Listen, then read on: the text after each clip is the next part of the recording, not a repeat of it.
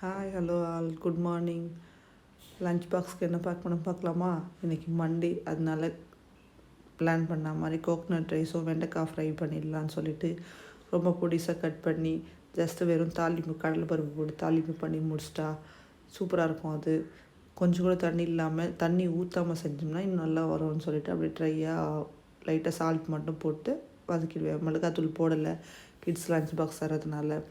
Rice first time தேங்காய் சாதம் செய்கிறேங்க. இதுவரை நான் செஞ்சது கிடையாது, யூடியூப் பார்த்து தான் செஞ்சேன்.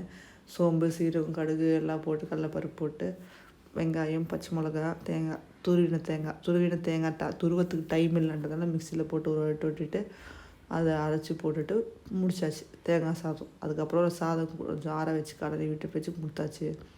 இவளுக்கு யார் கேட்டு சொன்னான்னு தெரியல, ஆனால் தேங்காய் சாதம் அவளாக கேட்டால் ஃபஸ்ட் டைம் ட்ரை பண்ணிடுறேன். எப்படி சாப்பிடுவானோன்னு தெரியல. எப்படி பார்க்கலாம் ஈவினிங்கு. சரி, நீங்கள் சொல்லுங்கள், யாருக்கெல்லாம் தேங்காய் சாதம் பிடிக்கும்? தேங்காய் சாதத்துக்கும் வெண்டைக்காய் ஃப்ரை மேட்ச் இருக்கான்னு தெரியாது. அவள் கேட்டால் அவளுக்கு பிடிச்சது கேட்டான்னு சொல்லி செஞ்சு கொடுத்து சாப்பிட்ருவா அப்படின்ட்டுக்காக செஞ்சு முடிச்சாச்சு. மார்னிங் டிஃபனுக்கு முட்டை அடை செஞ்சு கொடுத்துங்க. அவளுக்கு எந்த ஸ்நாக்ஸும் அதில் வேண்டாம்.